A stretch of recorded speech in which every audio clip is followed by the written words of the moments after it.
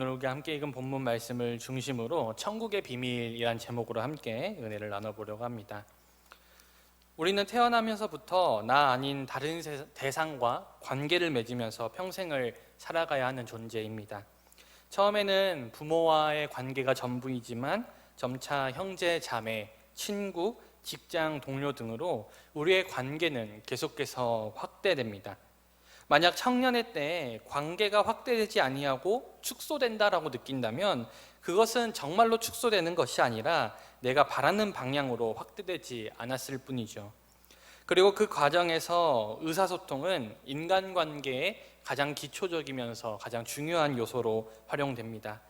인간의 의사소통 기술에는 여러 가지가 있겠지만 소통의 기술 중 빼놓을 수 없는 것 하나가 바로 비유를 적절하게 사용하는 것입니다. 비유는 무엇인가를 강력하게 어필하기도 하지만 어떤 개념의 이해를 돕기도 합니다. 게다가 신선한 비유를 포함한 대화는 대화의 집중도도 높여주고 대화의 질도 높여주죠. 이처럼 비유는 우리에게 많은 유익을 주지만 간혹 상대방이 그 비유를 잘못 해석할 경우에 심각한 대화의 오류를 초래하기 때문에 비유를 올바르게 해석할 수 있는 해석자의 능력도 우리는 고려해야 합니다. 예수님께서는 의사소통의 달인이셨어요. 그래서 예수님도 우리가 알지 못하는, 우리가 아직 체험하지 못했고 우리가 경험하지 못해서 우리가 알지 못하는 개념을 설명할 때 비유를 즐겨 사용하셨습니다. 때문에 우리 역시 예수님의 비유를 올바로 이해해야지만 이 예수님이 무슨 말을 우리에게 하고자 하는지 깨달을 수 있습니다. 하지만 신천지를 비롯한 몇몇 이단들은 잘못된 비유풀이 해석 방식을 통해서 성경을 심각하게 왜곡하고 심지어 사람이 재림예수라고 주장하는 일까지 벌어지기도 합니다. 오늘 말씀, 우리가 함께 읽은 말씀도 비유에 관한 말씀이죠. 하지만 감사한 것은 오늘 예수님께서 이 말씀에 대한 해설을 덧붙여 주셨다는 것입니다. 오늘 우리가 함께 읽은 본문 말씀 이후에 보면 이 비유가 무슨 의미인지에 대해서 예수님께서 친절하게 해설까지 덧붙여 주고 계십니다.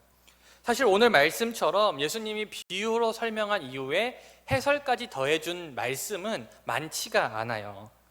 그럼에도 오늘 비유에 예수님께서 해설을 더해 주셨다는 것은 그만큼 예수님께서는 이 비유에 대해서 굉장히 중요시 여기셨다라는 것을 우리가 알 수 있습니다. 오늘 우리가 함께 읽은 말씀을 간략하게 좀 살펴보겠습니다. 어떤 씨 뿌리는 자가 씨를 뿌리러 나가서 씨를 뿌렸습니다. 그런데 길가에 떨어진 씨가 있었고 그 씨는 새들이 와서 다 먹어버렸습니다. 또한 어떤 씨들은 돌밭에 떨어졌는데 이 씨들은 싹이 나오긴 나왔지만 뿌리가 너무 얕아서 햇빛에 그만 말라 죽고 말았습니다. 또한 가시밭 위에 떨어진 씨들은 자라긴 자라지만 가시덤불에 막혀서 크게 자라나지는 못하죠. 마지막으로 좋은 땅에 떨어진 씨는 30배, 60배 그리고 100배의 결실을 맺는 나무로 성장하게 된다라는 이야기입니다. 그렇다면 오늘 이 말씀을 통해서, 이 비유를 통해서 예수님께서 우리에게 무엇을 말씀하고 싶으셨을까요? 흔히 말씀을 가지고 말씀을 전하시는 목사님들은 이런 걸 하죠. 자, 여기서 한번 나의 마음의 밭을 점검해 봅시다. 한번 손 들어 볼까요? 내 마음밭이 돌밭과 같은 마음밭이다. 한번 손 들어 봅시다. 길가와 같은 마음밭이 손 들어 봅시다. 내 마음밭이 옥토와 같다. 한번 손 들어 봅시다. 이러면서 성도님들이 옥토엔 아무도 손을 들지 못하고 가시밭, 돌밭에만 막 우후죽순 손을 들고 부끄러워하고 민망하고 그런 상황들이 이제 반복되는 것이죠. 많은 목사님들이 이 말씀을 지금 우리의 마음의 상태에 비추어서 말씀을 전하시면서 우리도 옥토와 같은 마음밭으로 바뀌어야 된다라고 말씀을 마무리 맺으십니다. 그런데 오늘 말씀을 잘 살펴보니까 예수님께서 이 비유를 말씀하신 이후에 제자들이 예수님께 찾아와서 이렇게 질문을 합니다. 예수님, 어찌하여서 그들에게 비유로 말씀하십니까? 그러자 예수님께서 이렇게 대답하세요. 대답하여 이르시되 천국의 비밀을 아는 것이 너희에겐 허락되었으나 그들에게는 아니 되었나니. 예수님께서는요, 이 비유의 말씀이 천국의 비밀이다 라고 말씀하고 계십니다. 지금까지 우리는 이 말씀이 우리의 개인의 마음밭을 잘 가꾸어야 된다라는 말로 이해하고 그렇게 배워왔는데, 오늘 예수님께서는 이 비유, 이 말씀이 천국, 다시 말해서 하나님 나라의 비밀과 관련이 있다라고 얘기하고 있는 거예요. 과연 그렇다면 이 말씀이 어느 부분에서 하나님 나라의 비밀을 품고 있습니까? 오늘 우리가 이 말씀을 제대로 이해하기 위해서는 두 가지 측면에서 말씀을 살펴보아야 합니다. 첫 번째로 이 말씀은 지금 우리에게 주신 말씀이기 이전에 그 당시에 살았던 사람들, 예수님과 동시대에 함께 살고 있던 이들에게 전하셨다는 말씀, 전하신 말씀이라는 걸 우리가 먼저 이해를 해야 합니다. 예수님이 말씀하신 길가, 돌밭, 가시밭, 옥토와 같은 자들이 도대체 그 당시에 어떤 자들이었는지에 대해서 우리가 살펴볼 필요가 있다는 것이죠. 둘째로 성경의 말씀은 그 당시 사람들에게 전해진 말씀인 한편 구원받는 모든 이들에게 주어진 말씀입니다. 그렇다면 예수님께서 말씀하신 이 비유를 지금 우리가 살아가는 상황에도 비추어 보아야 하겠죠. 오늘 이 두 가지 측면으로 이 예수님의 비유를 한번 살펴보겠습니다. 오늘 예수님의 비유에서 첫 번째로 씨가 떨어진 곳은 길가입니다. 예수님께서 해설하시길 길가란 복음을 듣지만 깨닫지 못하는 자들이라고 말씀하십니다. 예수님이 말씀을 전하실 당시에 예수님 말씀에 항상 딴지를 걸던 이들이 있었습니다. 바로 율법을 연구하던 서기관들과 바리새인들이었죠. 이들은 당시의 종교 지도자들이었고 높은 지위에 있던 사람들이었습니다. 이들은요, 구약의 말씀을 연구하는 사람들이었어요. 단순히 읽는 자들이 아니라 연구하는 사람들, 말씀을 분석하고 말씀을 따라서 어떻게 살아야 되는지 그 말씀을 세세하게 지켜보는 사람들이 바로 이들이었습니다. 그런데 놀랍게도 이들은 말씀을 그렇게도 연구하는 사람들이었는데 구약에서 지속적으로 말하고 있는 이 메시아, 이 그리스도, 이분이 바로 예수라는 사실을 알지 못했습니다. 복음을 연구하는, 말씀을 연구하는 자들이었지만 예수님을 알아보지 못했던 사람들, 그들이 바로 길가와 같은 마음밭을 가졌던 사람들이죠. 예수님께서 마태복음 23장에서 이들이 천국 문을 사람들 앞에서 닫고 들어가지 않으면서 들어가는 사람들도 못 가게 막는 사람이라고 꾸짖으십니다. 그리고 이들을 회칠한 무덤과도 같다라고 꾸짖으시죠. 그렇다면 오늘날은 어떻습니까? 지금 우리들은 너무나도 손쉽게 복음을 접할 수 있는 시대에 살고 있습니다. 라디오에서, 컴퓨터에서, 스마트폰에서, 심지어 길거리에 수많은 전도자들을 통하여서 복음을 들을 수 있는, 아마 복음이 넘쳐나는 시대에 살아가고 있습니다. 하지만 정말 그 가운데, 복음을 듣는 수많은 사람들 가운데 복음을 영접하고 교회로 향하는 발걸음은 많지가 않다는 것이죠. 오히려 이 시대는 어떻습니까? 그리스도인들을 핍박하고 박해하고 멸시하는 사람들이 점점 많아지고 있습니다. 복음이 선포되어도 복음을 조롱하는 사람들, 그 사람들이 바로 오늘날 길가와 같은 사람들이죠. 두 번째로 돌밭에 떨어진 씨들은 일단 말씀을 듣지만 잠시 견디다가 뿌리가 없어 환난이나 박해로 말미암아 넘어지는 자들입니다. 예수님이 3년 동안 사역을 하시는 동안 수많은 사람들이 예수를 따랐습니다. 삭개오가 예수님을 만나 뵙기 위해 왔을 때 사람이 너무 많아서 그는 뽕나무 위에 올라가야 했어요. 오병이어 기적이 일어날 때는 어땠습니까? 남자만 5,000명이나 되는 사람이 예수님께 나아왔어요. 하지만 예수님이 십자가에 달리실 때는 어땠습니까? 그 많던 사람들, 그렇게 예수님을 열렬히 환호하던 사람들 다 사라졌죠. 심지어 예수님이 하나님의 아들이자 그리스도이심을 고백하고 자신은 절대로 예수님을 버리지 않겠다고 고백했던 베드로마저 환난과 핍박이 찾아오자 그것이 두려워 예수님을 부인하고 말았습니다.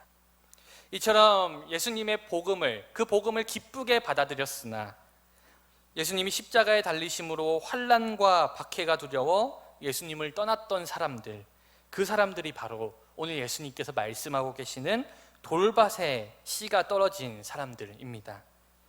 그렇다면 지금은 어떠합니까? 혹시 여러분들은 주변의 시선 때문에 여러분들의 신앙을 고백하지 못했던 경험이 있지는 않으십니까? 물론 지금은 종교의 자유가 보편화되어 있기에 우리에게 목숨을 내놓을 만한 환난은 닥쳐오지 않습니다. 하지만 지금도 여전히 그리스도인들에 대한 차별과 핍박과 그런 편견이 존재합니다. 특히 코로나는 어땠죠? 교회를 이기적인 집단으로 만들어버렸어요. 그래서 직장에서는 교회에 나가는 것을 금지하는 직장도 생겨나게 되었습니다. 실제로 많은 이들이 그리스도인이라는 이유로 가해지는 환난으로 인해서 많이 교회를 떠나갔죠. 예수님이 말씀하신 세 번째 밭은 가시떨기 밭입니다.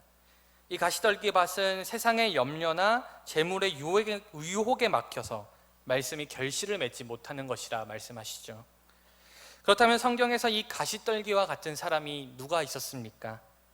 마태복음 19장을 보면 예수님께 찾아온 한 부자 청년 이야기가 나와요. 이 부자 청년이 예수님께 나와서 무슨 일을 하여야 영생을 얻을 수 있냐라고 질문을 합니다. 그러자 예수님께서는 계명들을 지키라고 말씀하세요. 그러자 이 청년은 자신이 그걸 다 지키고 있다라고 말합니다. 그러자 예수님께서 이렇게 말씀하세요. 그러면 너의 소유를 다 팔아서 가난한 자들에게 나눠주고 나를 따라와라. 예수님의 이 말씀은 시험의 말씀이 아니었습니다. 오히려 제자로의 부르심이었어요. 그런데 이 제자로의 부르심을 들은 이 부자 청년은 근심하며 떠나버렸습니다. 이것은 예수님의 제자들과 상당히 대비되는 부분이죠. 특히 베드로와 반대되는 모습입니다. 왜냐하면 베드로는 그가 어부로 있을 때 예수님이 자신을 따르라는 말씀을 하자마자 자신의 모든 것을 다 버리고 예수님을 따라 나섰기 때문입니다. 특별히 우리가 살아가는 이 세상은요, 모든 것을 경제적으로 판단하고 경제적으로 가치를 매깁니다. 심지어 우리가 경험하는 무형적인 것조차도 가격을 매길 수 있다라고 생각하는 시대가 지금 이 시대입니다. 우리의 경제력은 곧 우리의 자신감이 되고 우리의 정체성이 됩니다. 그래서 재물에 대한 욕심 때문에 주님을 올바르게 섬기지 못하고 떠나가는 사람이 얼마나 많은지 모릅니다. 하지만 예수님께서는 이러한 돈에 대한 유혹에서 이겨내라고 말씀하시죠. 마태복음 6장 24절 말씀에 한 사람이 두 주인을 섬기지 못할 것이니 혹 이를 미워하고 저를 사랑하거나 이를 중히 여기고 저를 경히 여김이라. 너희가 하나님과 재물을 겸하여 섬기지 못하니라 라고 말씀하셨습니다.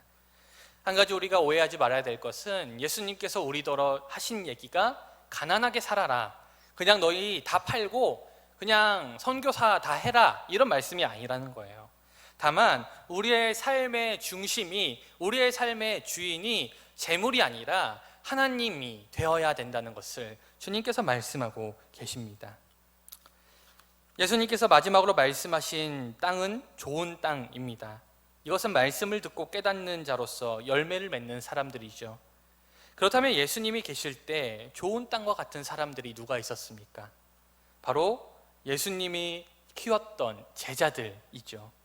수많은 사람들이 예수님의 복음을 들었고 예수님의 말씀에 따라서 따라 나왔고 오병이어의 기적에서 살펴봤듯이 많은 이들이 예수님을 환호했지만 결국 남은 사람들은 예수님의 제자들밖에 남지 않았습니다. 십자가 박해로 떠나가고 예수님께서 나를 따라오라고 했을 때 떠나가고 결국 남은 사람들은 그 예수님의 남은 제자들밖에 없었습니다.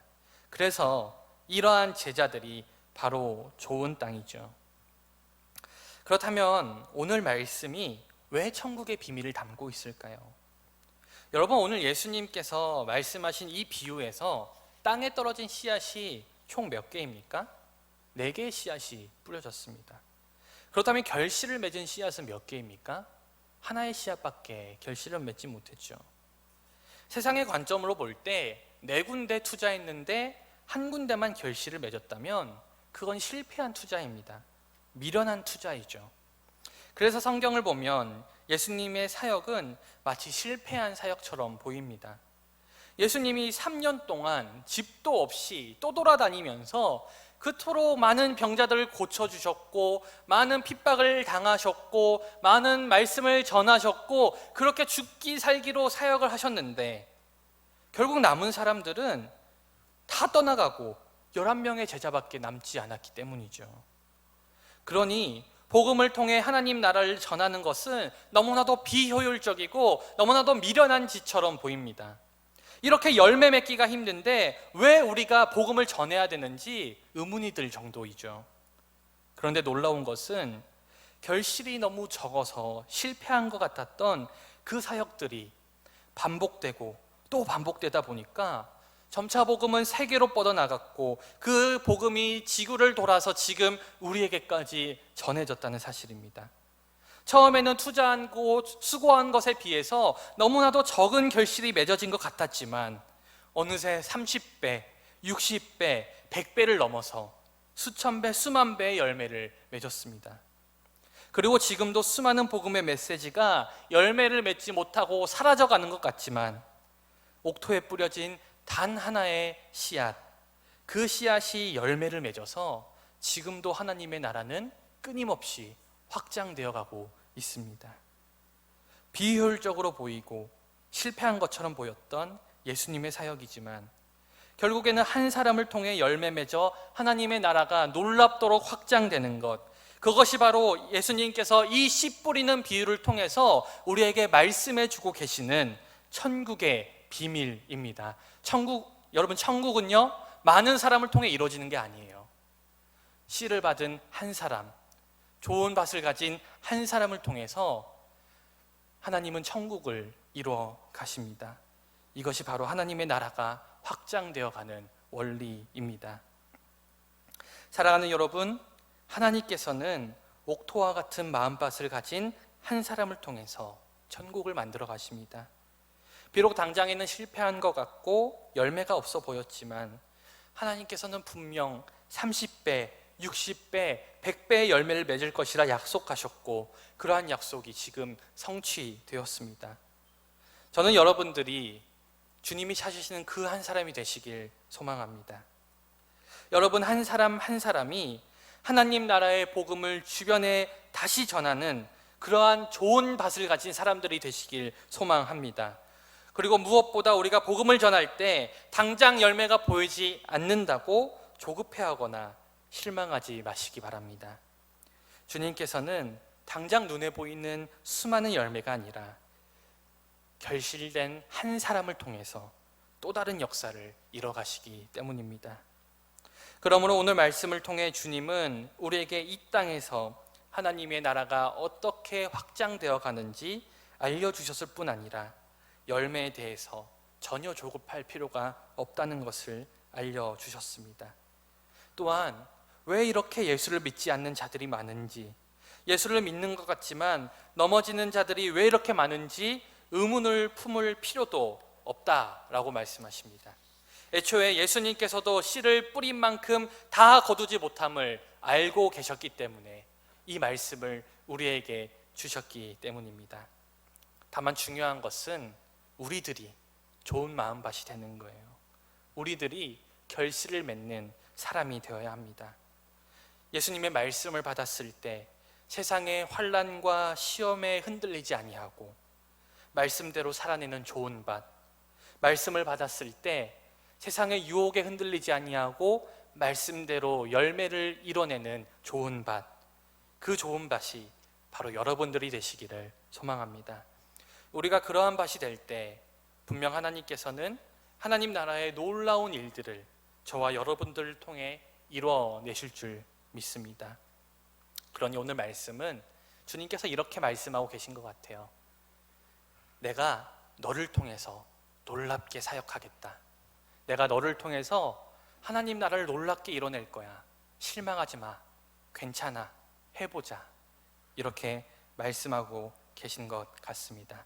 사랑하는 여러분, 그렇게 주님의 사명 감당하는 여러분 되시기를 주님의 이름으로 간절히 축원드립니다.